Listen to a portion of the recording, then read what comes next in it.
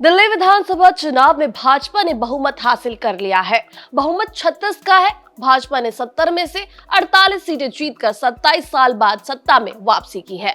आम आदमी पार्टी को 40 सीटों का नुकसान हुआ है और वो 22 सीटों पर सिमट गई। कांग्रेस दिल्ली में 0 रही, लेकिन उसने आप पार्टी को जरूर हरवा दिया। 14 सीटों पर आप की हार का अंतर कांग्रेस को मिले वोटों से कम है। यानी आम आदमी पार्टी और कांग्रेस का गठबंधन होता तो दिल्ली में गठबंधन की सीटें 37 हो जाती और भाजपा 34 सीटों पर सिमट जाती। वहीं दिल्ली की मुख्यमंत्री आतिशी आज सीएम पद से इस्तीफा देंगी। जानकारी के मुताबिक सुबह 11 बजे वो राजभवन में उपराज्यपाल से मुलाकात कर अपना इस्तीफा उन्हें सौंपेंगी। दिल्ली चुनावी नतीजों में बीजेपी को 48 और आम आदमी पार्टी को 22 सीटें मिली हैं। बीजेपी की तरफ से अभी तक सीएम के नाम का ऐलान नहीं किया गया है। दिल्ली विधानसभा चुनाव के नतीजों में आम आदमी पार्टी के प्रमुख नेता आतिशी ने कालकाजी विधानसभा सीट पर अपनी जीत दर्ज की है। इस जीत से पार्टी को बीजेपी बहुमत वाली विधानसभा में अपनी आवाज को प्रभावी ढंग से उठाने का मौका मिलेगा। आतिशी ने बीजेपी के रमेश भिदुड़ी को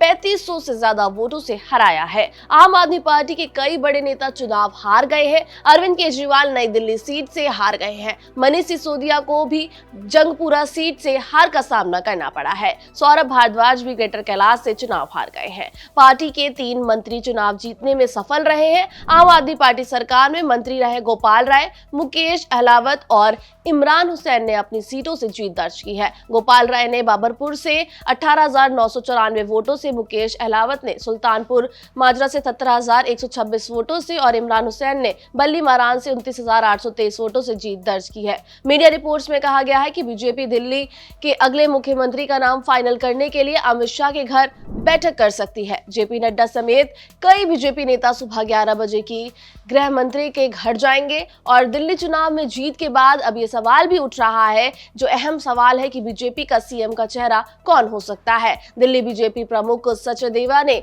जब शनिवार को सीएम चेहरे के बारे में पूछा गया तो उन्होंने बताया है कि ये फैसला पार्टी का केंद्रीय नेतृत्व करेगी। बीजेपी में सीएम पद के कई दावेदार हैं। बीजेपी जातीय और क्षेत्रीय संतुलन साधने का प्रयास करेगी। संतुलन साधने के लिए बीजेपी ने कई राज्यों में डिप्टी सीएम भी बनाए हैं। क्या दिल्ली में भी भाजपा ऐसा करेगी? ये सवाल अब उठ रहा है। दिल्ली विधानसभा चुनाव में जीत के बाद पार्टी में सीएम पद के कई दावेदार माने जा रहे हैं। पार्टी के आला सूत्रों का कहना है कि दिल्ली में सीएम पद की रेस में प्रवेश वर्मा, सतीश उपाध्याय, आशीष सूद, जितेंद्र महाजन और विजेंद्र गुप्ता आगे चल रहे हैं। इस वीडियो में इतना ही। देश दुनिया की तमाम बड़ी खबरों के लिए देखते रहिए जागरण न्यूज।